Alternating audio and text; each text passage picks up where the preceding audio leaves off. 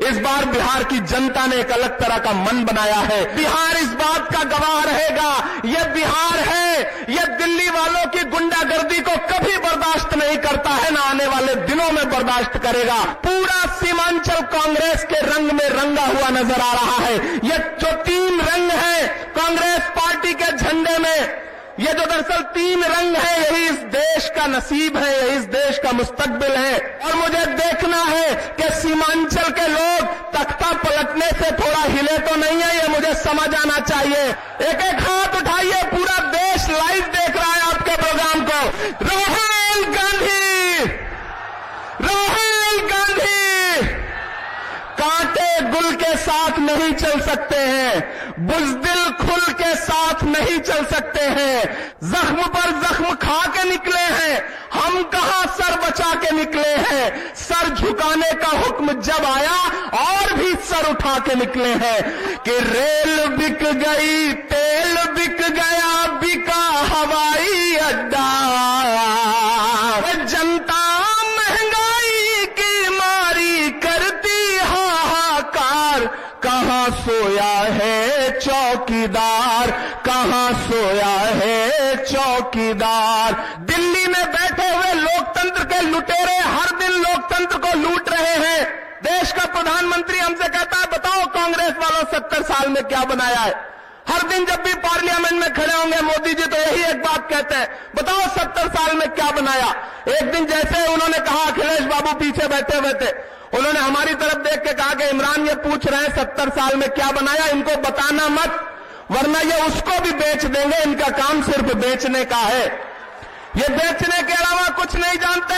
अरे हमसे 70 साल का हिसाब मांगने वालों, रंगभूमि के मैदान में खड़ा होकर के मैं एक बहुत बड़ी बात कहता हूं सीमांचल वालों, मैं तो इस देश के प्रधानमंत्री से कहना चाहता हूं कि अरे जो अपना चलाया हुआ 2000 का नोट 7 साल नहीं चला सके, वो हमसे 70 साल का हिसाब मांगते हैं, 70 साल का हिसाब मांगते हैं हमसे। हम तो राहुल गांधी जी के साथ खड़े हैं, कल उस गांधी के साथ खड़े थे, आज इस दौर के गांधी के साथ खड़े हैं जो चल रहा है मुसलसल न्याय के लिए, इंसाफ के लिए, हक के लिए।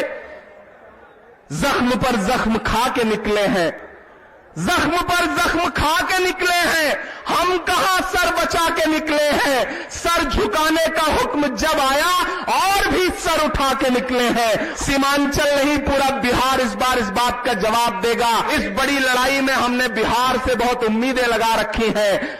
चांद में ढलने, सितारों में निकलने के लिए मैं तो सूरज हूं, बुझूंगा भी तो जलने के लिए। मंजिलों तुम ही कुछ आगे की तरफ बढ़ जाओ, रास्ता कम है मेरे पांव को चलने के लिए। रास्ते में जो छोड़ गया उसे जाने दो, सब राहुल के साथ नहीं चल सकते हैं।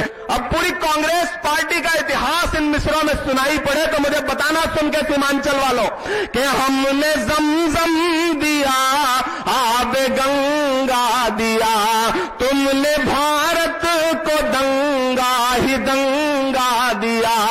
तुमने एक रंग के ख्वाब देखे मगर हमने हिंदुस्तान को तिरंगा दिया। ये तिरंगा बदन पर लपेटे हुए एक दिन इस जमीन में उतर जाएंगे। मत समझना डराने से डर जाएंगे, अब के सारी हदों से गुजर जाएंगे। और जाते जाते बस 2-3 पंक्तियां ये सुना के जा रहा हूं आपसे कि कहां सोया है चौकीदार। अच्छा, बिहार के लोग इतने समझदार हैं कि चौकीदार शब्द का उच्चारण करिए समझ जाते हैं कि किसके लिए कहा जा रहा है। मैं बिल्कुल नाम नहीं लूंगा, आप बस इशारे में पहुंच जाएंगे कि कहां सोया है चौकीदार, कहां सोया है चौकीदार। अगली पंक्ति फिर से आपको पुकारती है कि कहां सोया है चौकीदार, कहां सोया है चौकीदार। पेट्रोल और डीजल की कीमत रही सैकड़ा मार, कहां सोया है चौकीदार, कहां सोया है चौकीदार। कि चाय बेचने वाला पूरा भारत बेच रहा है। इतनी कमजोर ताली पे काम नहीं चलेगा। मुझे लगना चाहिए कवि को ये प्रिविलेज होता है, शायर को ये आजादी होती है कि वो सलीके में अपनी बात कह देता है। मुझे आज तक पूरे देश में ऐसा कोई व्यक्ति नहीं मिला जिसने उनके हाथ की चाय पी हो, लेकिन फिर भी नैरेटिव बनाया गया। तब मैं ये पंक्तियां पढ़ रहा हूं कि चाय बेचने वाला पूरा भारत बेच रहा है, इसी काम में हासिल उसे महारत बेच रहा है। कि रेल बिक गई, तेल बिक गया, बिका हवाई अड्डा।